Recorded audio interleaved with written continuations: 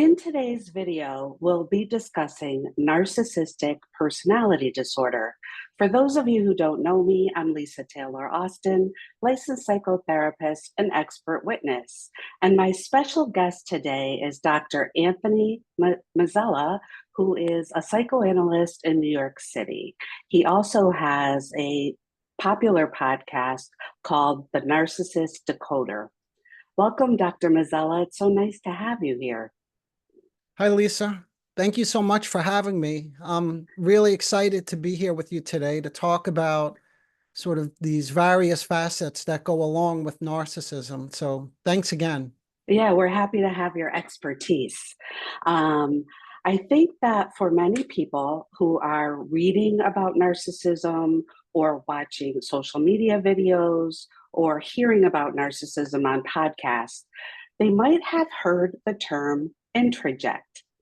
And to people who don't have a mental health training, that's kind of a strange word.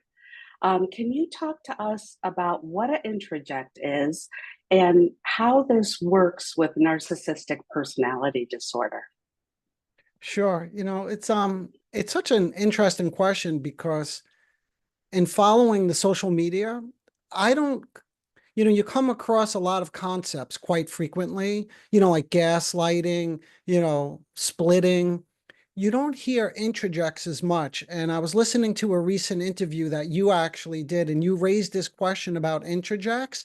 And I was like over the moon because it's such an important concept when thinking about narcissism. So yeah, let me kick it off, and then please feel free to jump in, okay? Because Sure. I'll probably say things that are a little confusing along the way because it is a complicated concept. So when we talk about introjects, the overall umbrella, I like to think about it this way, is what we call internalization. Basically, what we take into ourselves and how we take it in. And in psychoanalytic theory, it's thought that there's sort of a continuum or a developmental progression in terms of how we take things in. And it starts off, if I could give this really if you could think of this analogy symbolically, don't think of it literally like a breast, but if you think of an infant who has a need, and by the way, you see, we're still talking about narcissism because this stuff starts very early in life, and these individuals have very intense needs, and how they get these needs met is really important to think about, and that's why it goes back to introjects. But anyway, so an infant has a need, and it's hunger. So what is the most important thing? Again, symbolically is the breast, right? So at that moment, they are relating to the breast.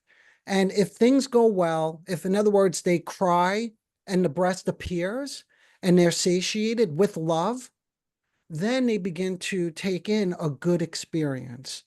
And if they are frustrated or wait, or, they're made to wait too long, for instance, or they're given the breast symbolically with frustration or annoyance, like shut up, like you bother me, you're persecuting me. This is what begins to get internalized, right? And the frustration does not then get modulated.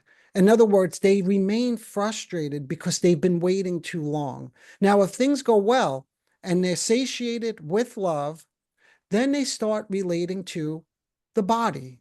So it's no longer just about a breast. Now it's about a body. And then the body goes to the face. And then the face goes to the mind. And that goes to what we call love. And this is something, now you do hear this quite frequently. Does a narcissist have a capacity to love? Do they really fall in love?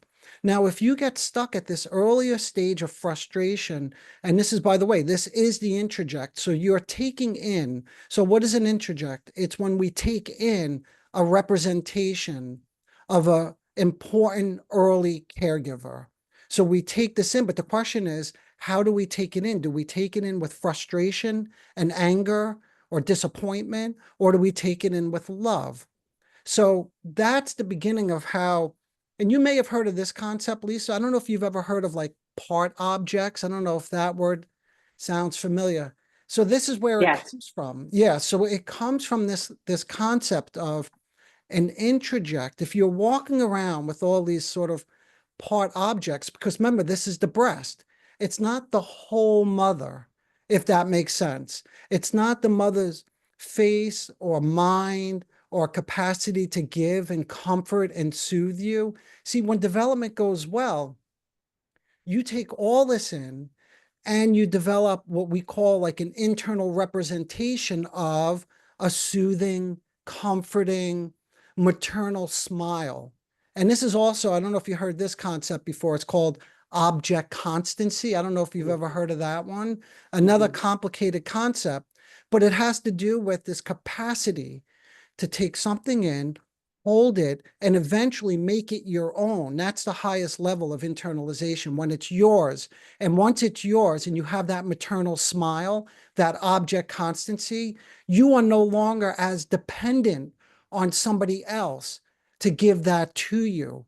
And again, that has a lot to do with narcissism, for instance, because we always say, or you hear this quite frequently, how much they need or long for these affirmations, the love, they constantly need to be admired, boosted up, their self-esteem has to be supported. So that's sort of the beginning level explanation of what we call introjects. But let me just stop there because I want to check in with you just to see if this makes sense or where you are with this. Thank you. That sounds like the beginning level of a secure attachment. So if the child's needs get met, they start formulating a secure attachment. If they don't get met consistently, right? Yes. Then that starts to formulate a different attachment. As we fast forward a little, where the baby is now a little bit older, like a young toddler, how does that start to turn into an introject in their mind? Okay, so good. This is great. So I left this part out. So here's what happens. If you've ever been around a baby, right? An infant, and again, I'm thinking of adulthood too, because you can imagine this. You could sort of straddle your mind as you're thinking about an infant and an adult, a person who's struggling with narcissistic characteristics as an adult. What happens when there's a need?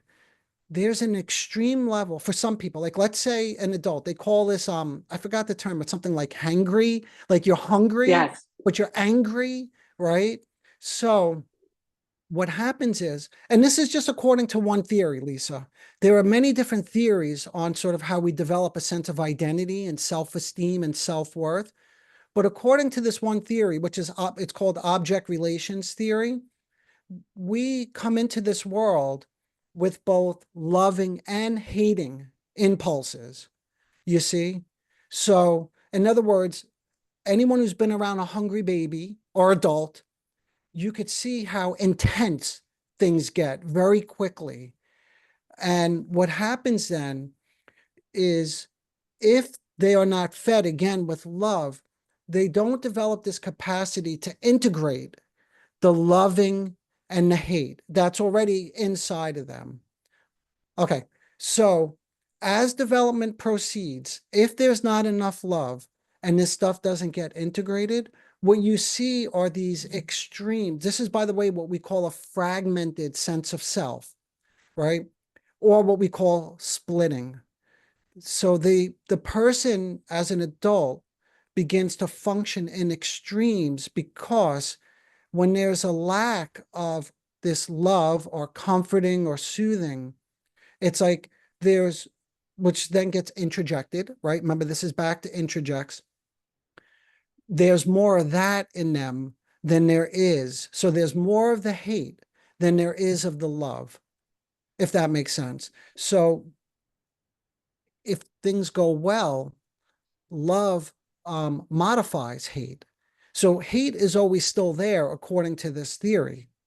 But if there's enough love, hate turns into what we call anger. You see, there's a big difference between anger and hate, right? And rage, like you've heard of narcissistic rage. When there's a narcissistic rage, that person is functioning at that moment as if they're trying to destroy an object. You see, there's not a whole person. When someone is angry, they still respect that there's another person there. Hey, let me just digress for a moment to give a little example of this. I also work with couples, and sometimes couples get into fights, right? And they come in and they're like, and they're kind of conflicted about how much they can actually say, to the other person. And they say, because I need to leave here and still live with this person, so I don't really know how honest I could be.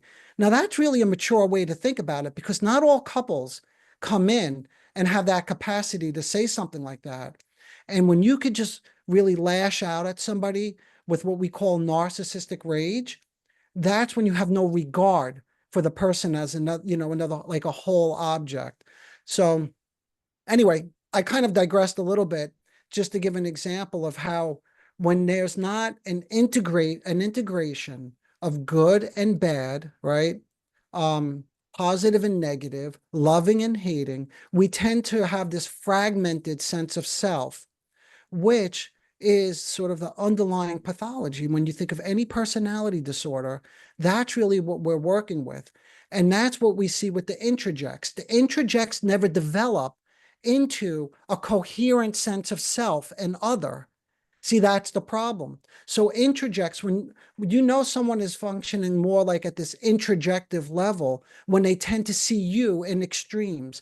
I know you hate me, right? Or you've always hated me, or you judge me. You've always judged me. See, that's an extreme position. Or you think of an example of someone who's waiting for date night. They're really excited. They're looking forward to it. And then what happens? The date arrives 10 minutes late. And like that, you hate me, or you don't care about me, you disregarded me. So these are extreme positions, and this is what comes up when there's a fragmented sense of self. Yeah, but go ahead, jump in. I think I saw maybe something there, or Yes, so that would be a really good thing for people to take note of if they're dating, right? If they have someone who responds in these extremes, that might be a red flag. I like that you're covering all these different terminologies, because when we listen to people who have education in psychology, we hear them talk about these different terms. And I think these terms sound confusing to people. Like, what is that? yeah. My understanding, and correct me if I'm wrong, of an introject is kind of like the toddler has to carry a picture, a video, sort of, in their mind of the caregiver, and then they're interacting with the caregiver in their mind. So the relationship is happening more in their mind Okay. than it is in real Okay. life. Okay, let's stay with that just for a moment. I want to hear the rest of it. But when this is going on in their mind, what sort of movie are they playing? Can you give me like an example of like what's going Ooh. on inside their mind? In other words.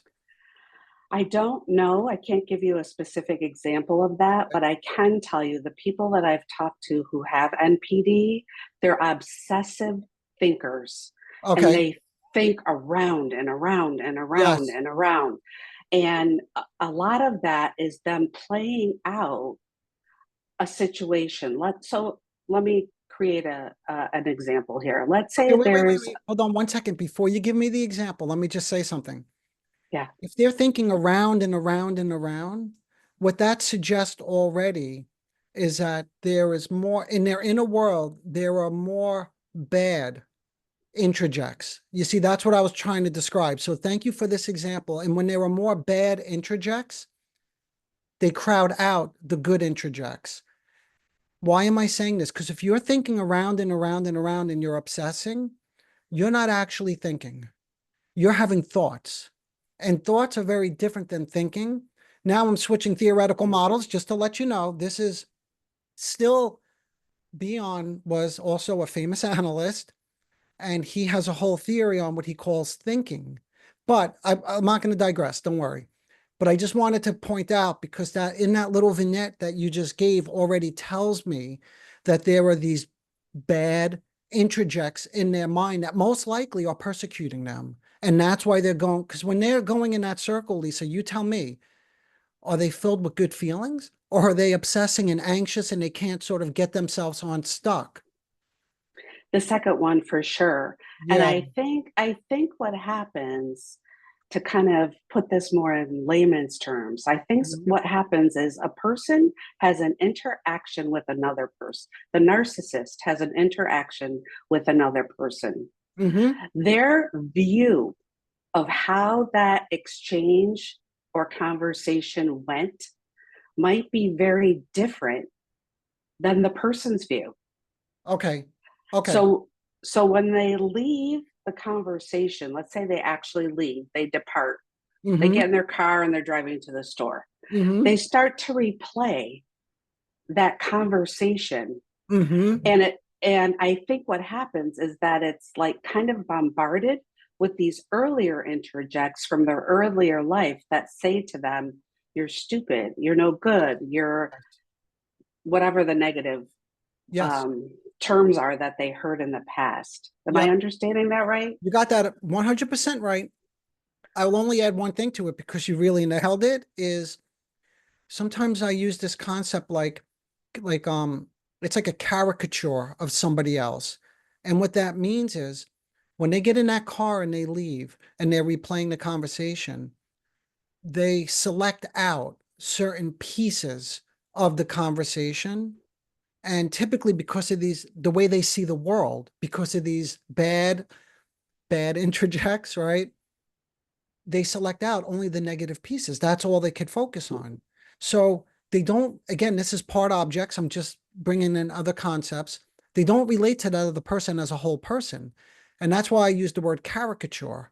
They see only aspects of that other person. Like maybe the person was a little frustrated with them, for instance, right? Um, and since they only see these aspects of the other person, that's all there is. There's nothing else. And they relate to them again as a part object. And this is what gets stuck in their mind. And that's what leads to the ruminating in part. Does that make sense? That idea of like Yes. the caricature? Yeah, okay. Yes. And it sounds like the negative, the negative terms, phrases, comments they heard from their past that they carry with them when they have a new exchange and the new person is frustrated. Mm-hmm. It's kind of like proof to them, oh, I am bad. Oh, Yep. I don't do well in relationships. Oh, all these interjects from my past must be right, because Yes. here's the example that's Yep. happening right now. Yep. Exactly. This That's is very exactly right. complex, and I Yeah. certainly appreciate your very detailed explanation. I haven't heard it explained this way, Yeah. and And I let me, really appreciate it. yeah, of course. Let me just say one more thing that you just reminded me of. Sometimes they may even say, you hear this quite frequently with people who have these narcissistic characteristics. I don't like people, right? And when you hear something like that, now, if you hear that, you could begin to wonder, do they not really like people? Or is it this that they're relating to these people in a very specific way and they only see parts of people? See, now that concept, I don't like people, becomes a little more understandable. Of course, you don't like people. How could you possibly like people if they're nothing but judging or devaluing or critical of you? Because again, that's most, I don't want to say all, but that's mostly what they see. So when they say, I don't like people, now instead of trying to talk to somebody like this and say, come on, how is that possible? You don't like any, and you could try that approach, but what you want to do is get really close to their experience of how do they see people? What's their experience like with people? How come they don't like people? What do they imagine or what do they experience? And then you get into this part object world. And that's where you can begin to really help somebody now because you want to open that world up a little bit, if that makes sense. So they It can, does. yeah, begin to relate to whole people rather than part people. Because if you don't like people, I mean, well, we won't go down that route, but there are just a couple of ways you could go, which is you could withdraw from society, or you could become very angry, and hostile and retaliatory or vengeful, which is another type of narcissism. But anyway, yeah. So yes, your point is right on there. Let's move on to splitting. We've heard that term too. Mhm. Um, Splitting, I think, happens in the person, but I think it also happens externally also. Am I Say correct that. Can about you that? say, yeah, let me jump in, but say, can you do a little more?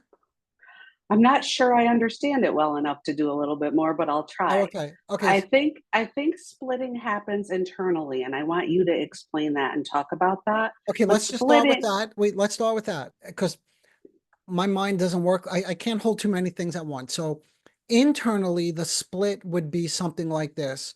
You know, again, thinking of somebody with narcissistic characteristics. Um, I feel really good about myself. I don't feel good about myself. I feel great. I'm wonderful, right? I'm perfect. So that, and then that oscillates, of course. Like just that little example I gave earlier with date night, things could be, you know, things in the relationship are perfect. They're not good. That's why I corrected myself. They're perfect. They're wonderful. They're fantastic, right? Then the fellow or the woman shows up a little bit late, and now everything falls apart. And you've never loved me. You've never cared. So internally, I actually did both simultaneously. Sorry about that. But internally, it goes from I'm great to I'm worthless, right? Or there are, again, this is a whole nother conversation, but then there could also be deep feelings of humiliation, right? That you put yourself out there, you were very excited about date night or whatever it might be, and then you were really disappointed. So it oscillates. So inside you go from being omnipotent, right? Wonderful, the best, God. I mean, and I hear these things with patients. They think they're Jesus, you know, they think they're wonderful, to completely devalued, worthless, powerless, right? So that's internally. But since nothing happens internally, again, because because introjects are not well integrated in ourselves. So if you, this is an easy way to remember this. Introjects are easily projected. So introjection, projection, they go together. They're like kissing cousins, right? They just, so nothing goes on just inside of you. So the external split goes into then you are the best husband. You're wonderful. You love me so much. You always care. To you don't care about me. You know, you never cared. And that's the really tricky part about splitting too. It's not just in the moment. They lose sense of all time as well. So it's not just that you don't care about me right now and you arrive late for the date, or, you know, I was parenting the kid in a certain way and you didn't support me and you embarrassed me in front of the kids and you corrected me, but it's you never support me. You've never supported me. So that's external splitting. So someone in the external environment, again, goes from being idealized to being devalued. And you hear this. This is part of that whole cycle that's very popular on social media, where mhm. they, I don't know the whole thing, but it's like, what is it? You probably know it, Lisa, like ideal. Love bomb, Yeah, oh, love bombing. Yes, thank you. Yeah, go ahead. Love bombing, right? devaluing, Yeah. discarding. Yeah, so I actually early on I did a podcast on this too because it's commonly thought that they switch and they make it seem like they switch from the love bombing to the devaluing just because they get tired of you or something like that. And I was trying to make the argument in this podcast that they don't just get tired of you. Like they don't just wake up one day, because then it's like, well, why didn't they wake up the day before? Like, why didn't it happen the next day? But I was trying to demonstrate through clinical examples that something happens. There's a narcissistic slight of some sort, and it can be so subtle that people don't, unless you get really close to these people and you follow these stories in detail, you're not going to see the slight. But once you start getting close to these individuals, you can, I almost guarantee there is always some kind of narcissistic slight. And then that leads to the both internal splitting, right? Like that you feel worthless, but that's too difficult to tolerate. So you project it. And that's a whole cycle. We're not going to go into that now, but it's called the projection, introjection, malignant cycle. And if, you know, you and I want to do a part 2 of this, I really want to go Yes. into that in more detail, because that's just like introjects are so important. this whole cycle is so important as well. And unless you really understand it, many people get on, on these channels and just say, oh, they love bomb you and then they devalue you and then they try to hoover you back in. But it's far more complicated than that. And if you don't appreciate the nuances of this, how can you ever work or treat or relate to somebody like this in your life if you want to have a relationship with somebody like this? Because oftentimes people say, you just need to leave them, right? Get away from them. It's extremely complicated.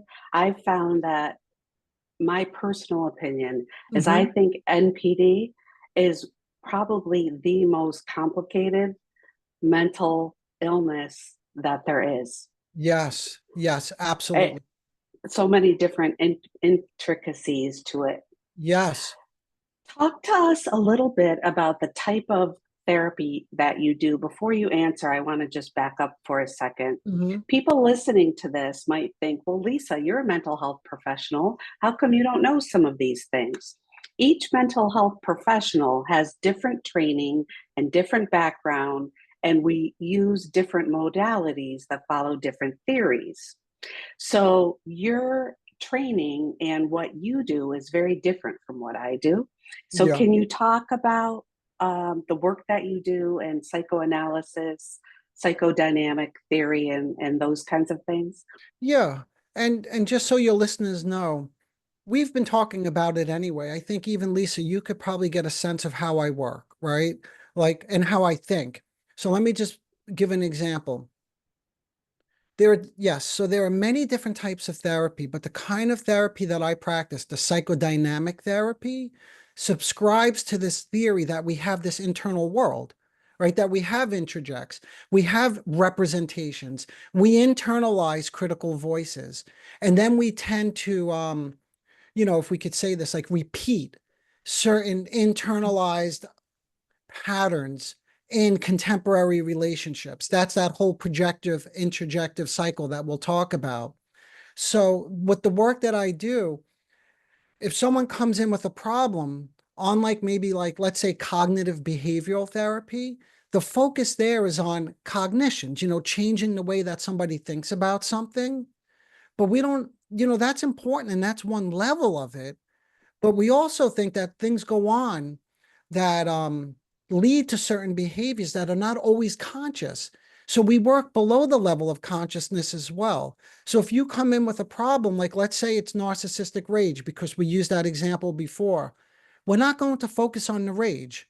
I'm not going to try to send you to like anger management, for instance, and talk about ways for you to get in control. I'm not going to tell you how to live your life and to get in control of your rage.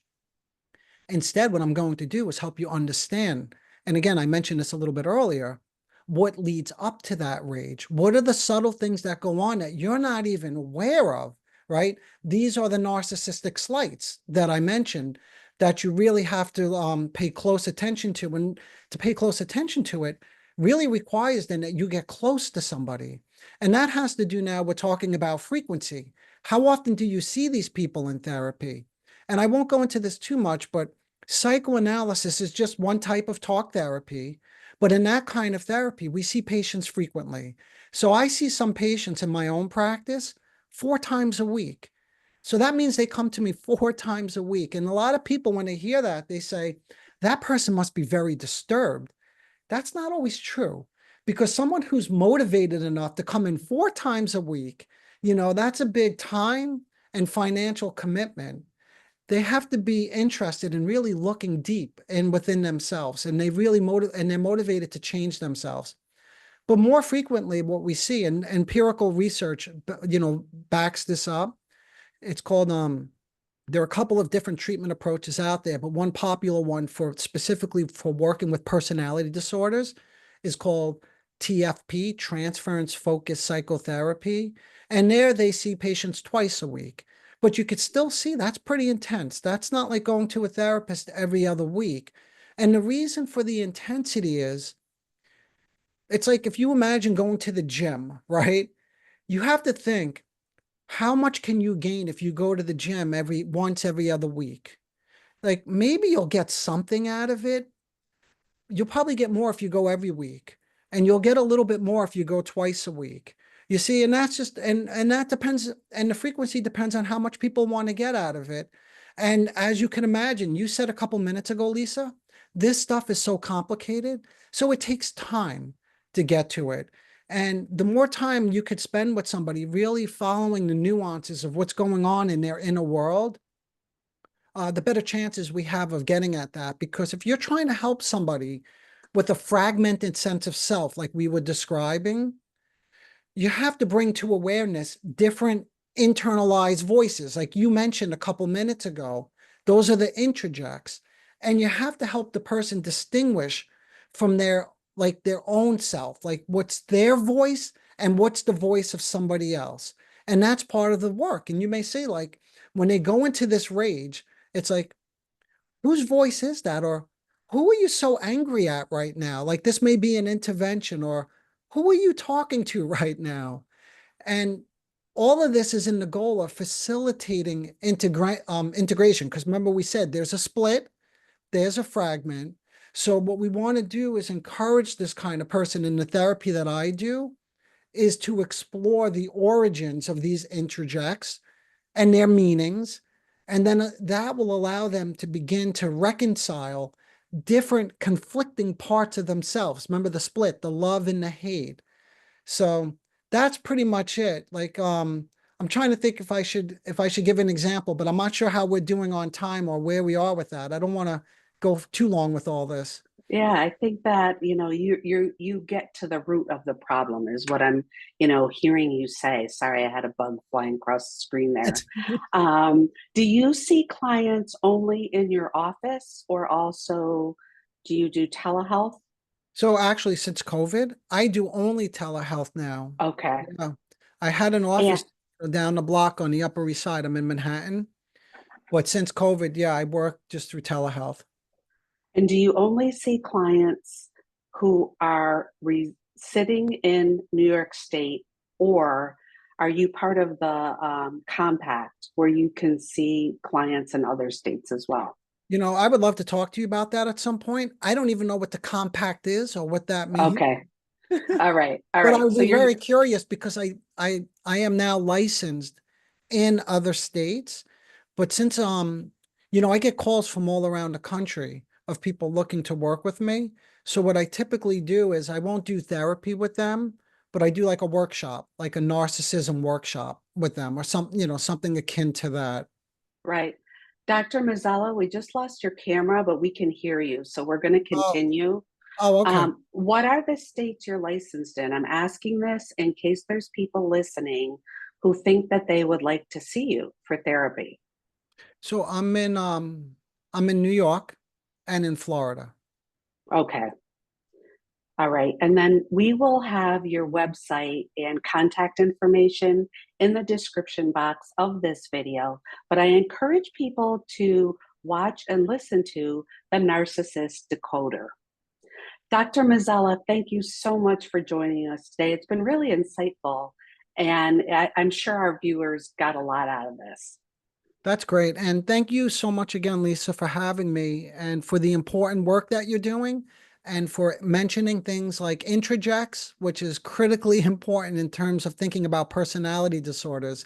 So a big thank you to you as well. All right, take care. Okay, bye for now.